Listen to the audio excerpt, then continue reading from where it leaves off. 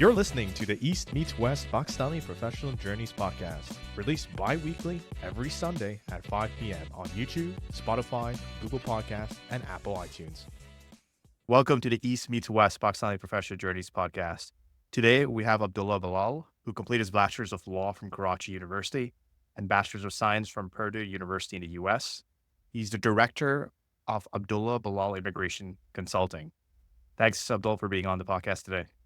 Thank you, Azam. Pleasure to be here. All right, I guess we can get started. Before we go into the actual professional side, I want to get a little background on your time in Pakistan. So do you mind just talking about your time in Pakistan? Yeah, so Pakistan, born and bred in Karachi. I was there till high school. I finished my high school in Karachi. Then I was fortunate enough to get an opportunity to go to England to complete my A-levels. Then it was off to Purdue University, where I completed my engineering degree. And I went back to Pakistan when I graduated, started working with a local engineering. I did civil engineering from Purdue. So started working on a project in Karachi. And somewhere around 2002, 2003, started law school as well. I know the obvious question, why engineering and then law? But as I tell everyone, it was all part of a grand plan. His practice mainly focused on the construction industry, representing contractors and construction contracts and arbitration. But the plan always was for me to have that similar background, so it would be easy for me to transition into the practice. So I started law school somewhere around 2002, 2003, University of Karachi, and then graduated, started working with my father, and practiced till about 2011, 2012. Then made the decision to come to Canada, and I've been here ever since. Got you. And in terms of your experience in Pakistan, is there something that you feel some people might not know that you either good or something that you did in Pakistan, or something that's an interesting fact in your time in Pakistan or while you were studying? Interesting. In Pakistan, during the time that I was there, after I graduated from the US, so I'm talking 2001, 2002, all the way up till 2010, 2011. Those years were very eventful, and eventful in a good way and a not so good way as well. So I saw the sort of this media in Pakistan just blossoming into something completely unprecedented, right? So I saw this revolution almost early part of the 2000s. And that was something which I feel was it was something very amazing, I would say. As with all things, there is the good and the bad. What I do remember is that at that time, with all these new private channels coming up, and which was refreshing at the time, what it morphed into later is a whole separate story. And whether it could have been a lot better as time went on or not, that's a separate conversation. But that is something I remember. Personally, I had been away from Pakistan for such a long time. I was in the US for slightly more than 4 years. And like I said, I had the opportunity to go to England for a year before that. So I had been away from Pakistan for about 5-6 years. And to transition back into Pakistan and that setup, that was challenging for me. That is something that I often talk about. People talk about culture shock when you leave Pakistan and go abroad, but that reverse culture shock is very true as well. I experienced it, and it was something that I struggled with initially. So it took me some time to adjust back into setup. Things were changing. And so that is something that I remember very distinctly, that the first couple of years are definitely were tough. Going from Purdue University to Karachi University, this was not the main campus either, right? So it was the college through which you do your law program. So it was based in the city. So it was in the city of Karachi, and it was a very different and unique experience. Let's just call it that. So it was challenging. That is something that I remember from my 9 or 10 years that I spent in Pakistan after graduating. Lots of good stuff, lots of things that I look back at very fondly. I got to play cricket. I love playing cricket. Nice. That is something that I got to do, and I played a lot of cricket at some of the clubs that I was a member at. And I got married while I was in Pakistan. So that is something that happened while I was there. Great. Yeah, it's not a really, in terms of fans of cricket right now, I don't think so. Let's just not go there. But I like how you have the flags, like the Canadian Pakistan flag at the back there. So it's pretty nice. In terms of walking through your experience from Pakistan to Canada, did you know, I think you mentioned early on that there was a plan that was set, but was it like a comparison between US, Canada, and what made you lean towards Canada more so than the US or any other of the Western countries? I mean, Azam, the thing is at that point, and even today, if you're looking to apply for immigration somewhere which a country which has like a proper immigration program to which you can apply, it's either a points-based system or some other system. You don't really have a lot of options. The US, it's largely employer driven. So it's Sure. not like you can apply for immigration. There's no points-based system. There is no other stream where you can submit an application for consideration. There are a few that are very niche and not for everyone. At that time, it was either Canada or Australia. And so I chose Canada because I guess I had spent so much time in the US. So I Right. thought maybe I'm familiar with this region. I had traveled to Canada while I was a student in the US. Canada turned out to be very different from what I had in mind back then. Yeah. But that's a separate story. But and just Canada, everyone either has friends or family in Canada. I had some friends here. My wife had some family here. My wife has a lot of family in the US. So that was something that we looked at and considered. So yeah, that's just process of elimination. It was either Canada or Australia, and there were more pros for Canada than Australia. You were mentioning in terms of the difference between the US and Canada. I assume definitely it would be the economic activity, but was there anything else that came up during your time? There's a in lot Detroit? of difference, Azam. There's a lot of difference. And we can break this down into subcategories. We can talk about the size, the scale, Yeah. professional opportunities. A lot of things flow from these things because of the smaller scale, because of the smaller size. Hence, the markets are smaller. Hence, the job market is smaller. Hence, there are Yeah. fewer opportunities. The root cause for a lot of differences is this much smaller size. Yeah. And you truly experience that once you start living here. Yeah. Once you start living here, you realize that, okay, this is not the US. And if you've lived in the US, then you feel it at a much deeper level. You're like, this is not the US at all. So yes, the size is very different. When I came to Canada, I just like every new immigrant, I was thinking about what I wanted to do. I thought about doing the law conversion course, which would have allowed me to take the bar exam and then maybe get licensed as a local lawyer. I thought about that. I ended up not pursuing it, and I tried a bunch of different things. I wanted to explore maybe buying a business, seemed really exciting to me.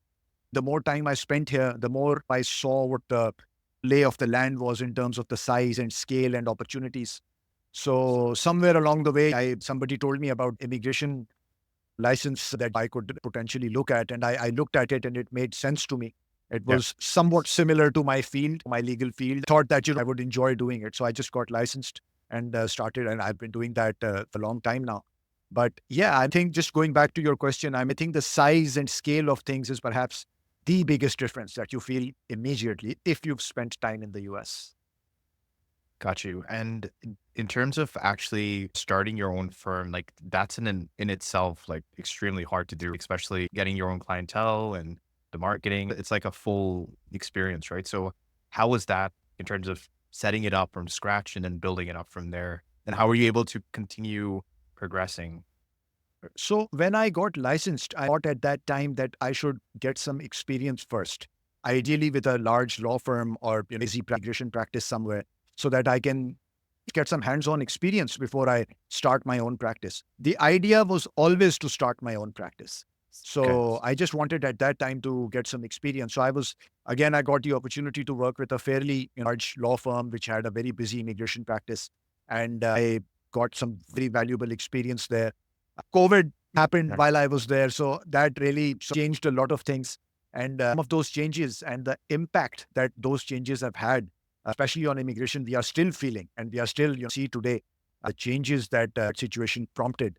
But after I spent a couple of years there, I just thought that I was ready. I was comfortable enough to just venture out and start my own thing, Yeah. and just started my own practice as you normally do with friends and family. And that's how I started too. And I've been lucky enough to have a lot of repeat business, referral business, word of mouth. Obviously, there is social media and there is marketing and all of that. But it was daunting. You have some idea of how it might go, what direction it might take. But obviously, there's a lot of things that you don't know. Overall, I'm lucky.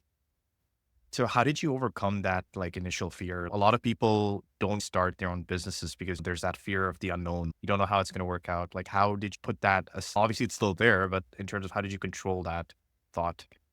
Again, Azam, I think it was process of elimination for me. A lot of immigrants to Canada will tell you that the salaries here and the job market, and especially if you are new to the country, they are rather limited, right? Mhm. So there is definitely a ceiling which you hit sooner or later in terms of thinking about your future, thinking about your family's future. You are always looking at opportunities where you at least have the option of doing something. If you are employed and you've immigrated to Canada mid-career, which probably means for a lot of people that that you had to take a few steps back in terms of your professional career and start again, and then pick up that time and think about where you want your career to go. For me, it was basically I had to do it. It had to be my own thing. Back in Pakistan, like I said, I had our own firm. It was my father's firm, but obviously I had started working with him and I had taken over a lot of responsibility from terms of just, running the firm, like doing day-to-day admin stuff and all of that. So I did have some experience. I wasn't completely new to me, but this is just the way it had to be. It had to Okay. be my own thing. It had to be my own practice. It had to be something that I could grow. Fear or no fear, I didn't really have an option. All right. So you just decided, you know what, just go for it. Just So, jump in at the deep end, you sink or swim. yeah. So I guess we can shift in terms of the actual immigration process. I guess the first question is there like a step breakdown of getting a visa in Canada, or do you have that information? If you had asked me this question before COVID, right, somewhere in 2019 or 2018, I could have talked about, what are the first few things that you should consider, how you should go about researching and all of that. Things have changed 180 degrees in the last 3 or 4 years, right? Yeah. It has become very difficult for people to get permanent residency in Canada. And I'm not just talking about people who are outside of Canada. I'm also talking about people who are already in Canada. They're Right. students who are now on their work permits and they are working. They are having such a hard time transitioning to permanent residence. So for somebody who doesn't have Canadian education, doesn't have Canadian work experience, right now it is very challenging. Yeah. So there are so many things that you need to look at. Like, what is your occupation? What kind of occupations are being prioritized by Canada at the moment? How is Canada selecting people for permanent residence? In the last 5, 6 years, we coming to Canada as a student and then transitioning to permanent residence was the most popular option getting permanent residence in Canada. So we saw the number of international students double in over the last 6, 7, 8 years. Yeah. That put a lot of pressure on the pool of candidates who are available. We can talk about the process just briefly, that it's basically the most sort of popular system or process is called express entry. And it's a pool.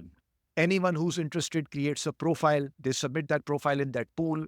You are given points for various attributes, your language, your education, your age, your experience, and a bunch of other things as well. The government, based on how high you score or how well you score, or recently, as we have seen, based on your occupation or whether you speak French or not, they invite you to submit an application for permanent residence. Right. So basically, the ball is in their court. They invite you. It has become fiercely competitive, and we are going through this very transitionary period of Canadian immigration. It doesn't help that I guess the government is pushing, reducing the number of student visas, if I'm not mistaken. I don't know if you got Yeah. a chance to read the news.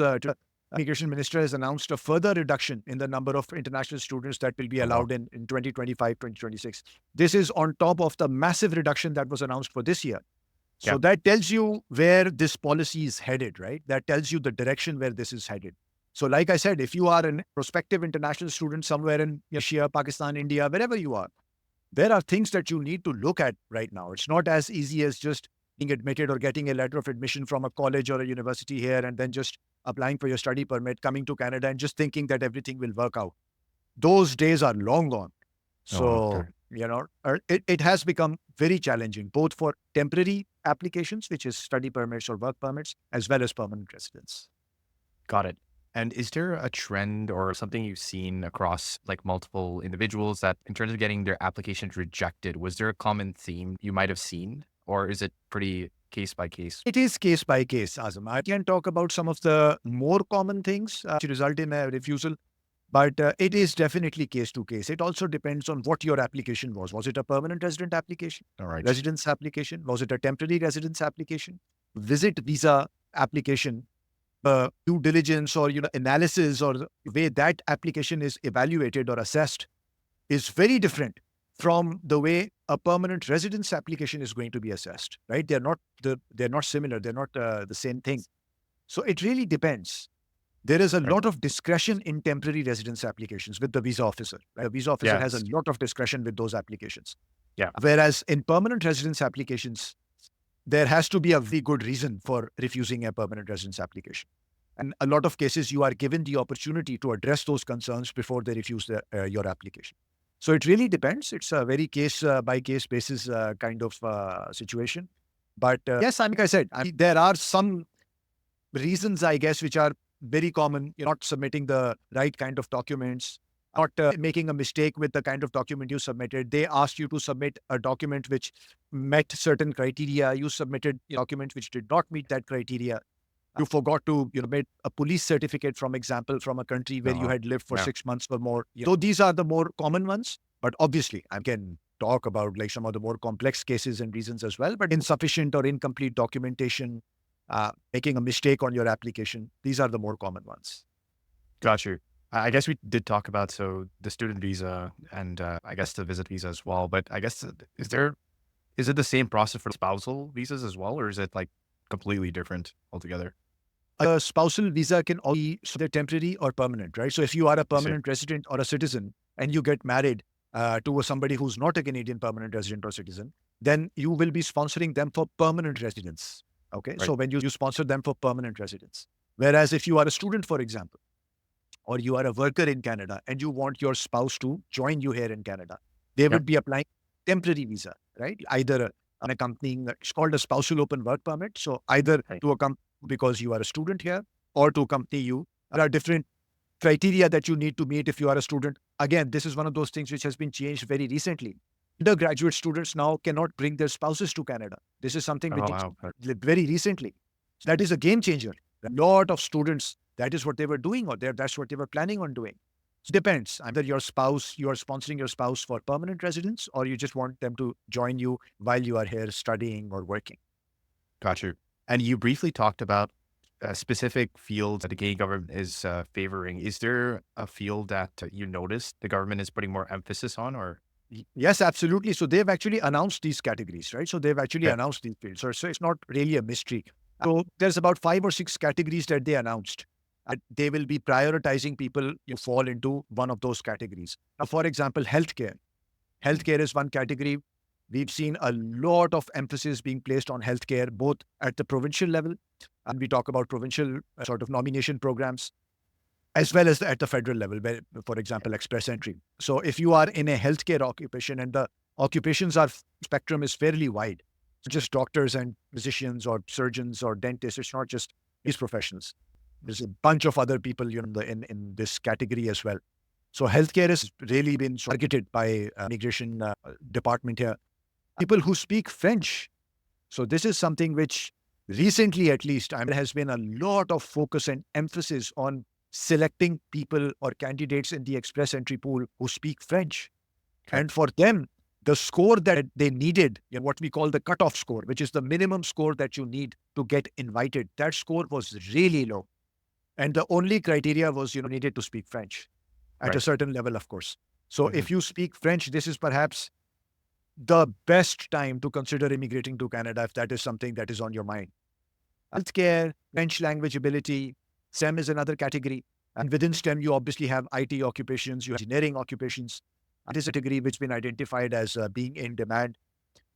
The STEM category is very competitive, as you can imagine, because of all the IT professionals who are generally available in the pool. So the Right. cutoff score for that category generally is a lot higher.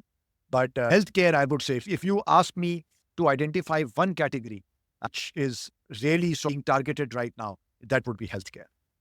Got you. And what are your thoughts on skilled labor? I know that there's quite a bit of shortage in skilled labor as well. I'm not sure if that's also considered right now, or? As of that is something that really, I have a lot to say on this topic. When we talk about skilled labor, here in Canada, and even when I was like in Pakistan considering applying to Canada, and before that, you always hear about this skilled labor shortage in Canada. That they Yeah. have a huge labor shortage. They have a huge labor shortage and aging population, and the demographics are skewed, and this and that. I'm not saying that is not true. All of that is true. Okay. Right. But what, in my opinion, government has not been able to do very efficiently is to break this skilled labor shortage down. What do you mean if you say that there is a shortage of skilled labor? Are you talking about the trades? Because that is an area where we see a lot of shortage in Canada.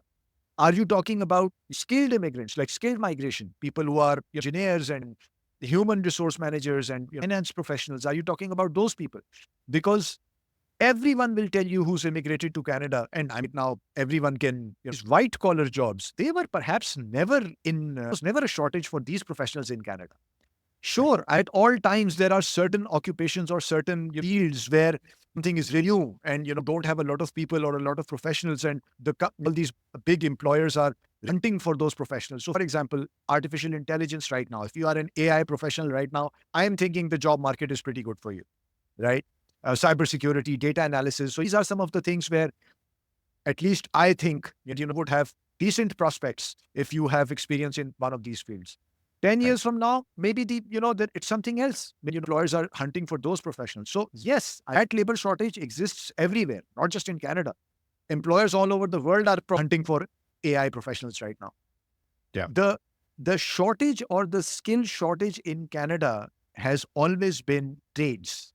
Okay. And that Yeah. is something that for some reason has not this government, but governments Previous. and Right. present have not been able to address for some reason. Right. We see a critical shortage of people in certain healthcare occupations, nursing, for example. If you move outside of traditional urban areas, what we call in Ontario, for example, the GTA, the Greater Toronto Area, you move outside of the GTA or you go to some provinces which are not as populated as Ontario, people don't have access to family physicians, family doctors. There's a wait list for minor procedures. There is a wait list, you want to have some X-ray done or some scan done. The nearest family doctor is tens or in some cases hundreds of miles away. There is no nursing staff available. And this is not something which this shortage has not sprung up in last Right. month. It has been Yeah. here long time. And government has not been able to address this shortage or shortage in trades. We still hear about there not being enough people in construction industry or related industries. And I don't have opinions on why that is, but that is the shortage that we have in this country. We never really had a shortage of skilled sort of immigrants who've been told repeatedly over the years that there's a huge skills shortage in Canada, there's a huge skills shortage in Canada, and we need you. I disagree. Got you. And I guess in terms of when people actually they reach Canada in terms of the entire process, are there actual groups that exist that help or facilitate that process, or is it mostly you're on your own?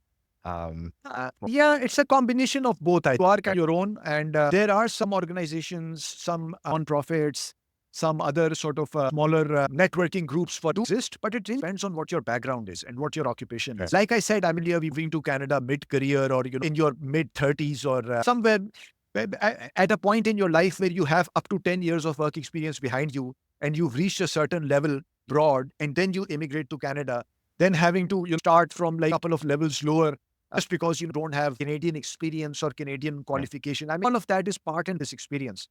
Right. There are agencies here to answer your question. Yes, they do help, but help is rather limited. Will help you Right. with your resume. They will help you with some networking. And I'm not saying that any help is good help, right? Any help is beneficial. But you are on your own as well. And it really depends on what kind of hustle you have and what kind of hustle you do once you are here. Also, of course, what your experience is. It depends. It's a combination of both, I would say. Got you. And so this is like a two-part question. So the first part is for people who have not moved yet to the West or in Canada, do you recommend any sort of planning, like in terms of the actual living, all that, before even landing? And then I guess the second part would be, what are some of the activities that could be done the first year so the person is set up for success so they could stay? Azam, as of today, we talk about how things are today. If Yep. you are considering, let's take Canada for as an example. You are thinking Yep. about immigrating to Canada or Australia, right? Even today, these are the only two countries, to my knowledge, which have like points-based system where you can submit an application, and depending on what points you end up with, you might get invited to apply. There are still no other options really where you have this kind of system where you meet a certain criteria, then you submit an application and you are ranked and points and this and that. So let's talk about Canada, Australia. Doesn't matter. If you are thinking about immigrating today, you need to really be very comfortable with a few things, right? First of all, the way immigration has changed in Canada, for example, it has become very difficult for people who are older, and by older, I 30. Right. So 30 or early 30s, it has become challenging for them to get the points to immigrate to Canada if you are over 30. Right? If you are in healthcare occupations, you still have an opportunity. But generally, I'm talking about, I'm talking generally. So this means that you're probably going to, if you do immigrate to Canada, means you are probably younger. You are in your mid to late 20s. That to me is the perfect time. That is the perfect time for you to be moving to a new country, because it doesn't matter. You have maybe 4, 5, 6 years of experience, but you're still okay. But still okay going back a few steps and then, catching up and then just moving on. I'm still okay. You can maybe go back to school, maybe do a master's degree or something, and that puts you in an even better spot in regard to the job market and, getting your foot in the door. But if you are considering migrating to Australia, Canada, wherever, you have to be comfortable with the fact that, yes, it's going to be a struggle early on. You have to be okay with that, right? You have to be okay with that it's going to be a struggle. Things are challenging all over the world. All over the world, there are layoffs, employers are not hiring, companies are not hiring. Yes, interest rates are coming down. We see that. Hopefully, it spurs some activity and improve in the near future, short to medium term. But right now, things are challenging. You have to be ready to face this environment when you land here, that it's going to be tough. And you have to be very clear about your objective. Why are you immigrating? I consult with people every day. And every day you tell them that you have to be very clear about your objective. Why are you immigrating to Canada, for example? So a lot of times people say that, you are because safer necessities of life, electricity, water, roads, safety, security, all of these things. We get these things in Canada. And they have children, they want a better future for their children. These are your priorities, right? I'm sure you have other priorities as well. Your career, your spouse's career. You are never going to get everything. You have to pick and choose what are the most important 3 to 4 boxes that you need to check. If you are able to check those boxes, that's it. And that is what you should be focusing at. I think people are disappointed when they have huge expectations. This will happen and that will happen and we'll do this and we'll do that and I will have a great career. My spouse will have a great career or my kids this and that. That is when you are setting yourself up for disappointment. Right. So you have to be very clear about your objectives. You have to be practical. You have to be realistic. And you have to keep telling yourself that there's a higher purpose to this endeavor, right? Either it's your children or something or whatever, even if you don't have children. And this is going to take time. You have to be willing to sort of time that this is going to take time. It's probably not going to be a lot of fun for the first few years, but my ultimate objective is this. Got you. And so as long as I am taking a step towards that objective every day, I'm good.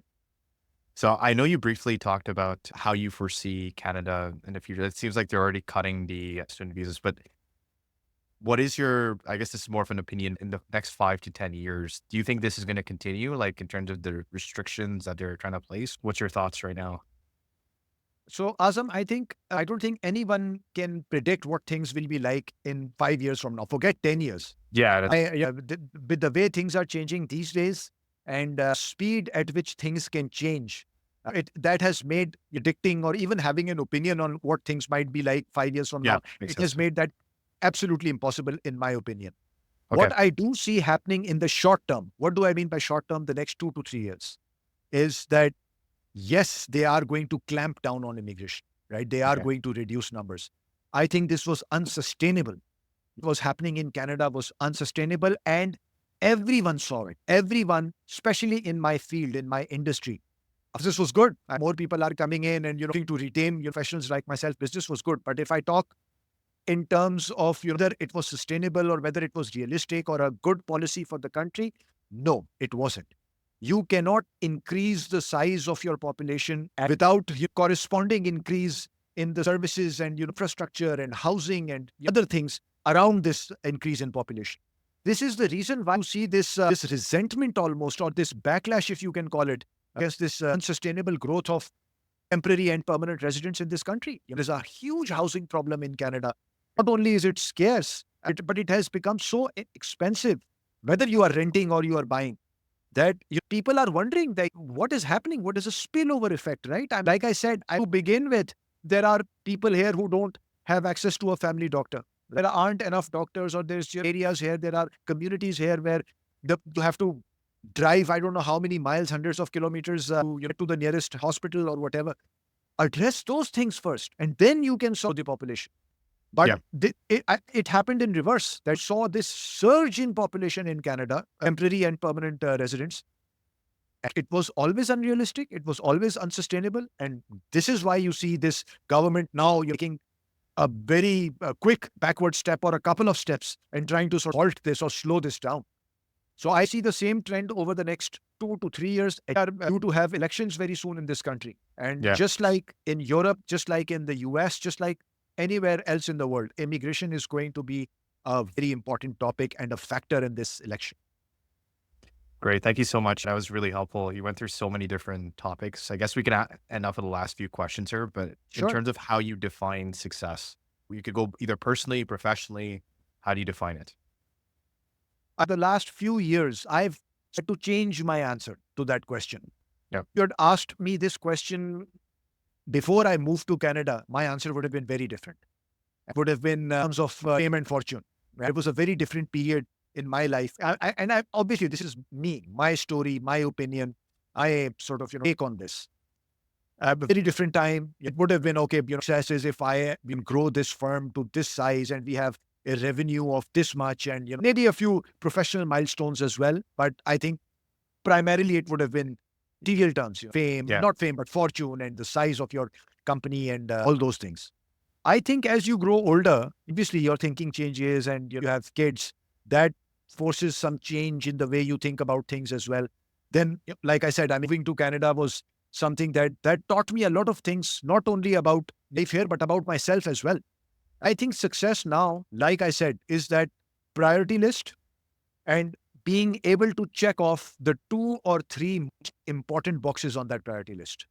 If you are able to do that, in my eyes, in my opinion, you are successful. The sooner you realize that you cannot get everything that you want or you hope to get, you can focus on things which are really important to me. For me, success is being able to say that most 2 or 3 important things in my life, and I was able to, check off those boxes. I've did a good innings. Awesome. And I guess the last question here, I guess this is a question to you, but is there a question you would like to ask the next guest? Yeah. There's a question you want to ask, I just note it down for sure. That really depends on what that guest's story has been. It makes such a huge difference. I have friends here who immigrated to Canada right after college. Some of them went to college here. A lot of my friends immigrated here in their early 20s. Right? Their experience is going to be very different from my experience, which is going to be very different from someone who immigrated even later in life, like late 30s. So the questions that I would ask each of these people would be very different. But I guess the question would be, what are the 1 or 2 things that you've learned about yourself through this journey? While you've been on this journey, and I am still continuing on this journey. I haven't reached my destination yet. I cannot say, okay, I'm finally here. I'm done. Right? This journey is ongoing. So like I said, there are a lot of things that I learned about myself, which I don't think I would have ever learned if I was still back in Pakistan. So I would love to ask them, okay, what are the 1, 2, or 3 things that you learned about yourself going through this journey? Thank you so much for sharing your experience. You provided your experience all the way from starting in Karachi, shifting US, back to Karachi and to Canada, and then all the experience in terms of the immigration process, as well as how you define success. So thank you so much for being on the podcast. That was really insightful. Thank you, Azam. Thank you for having me. It was a pleasure.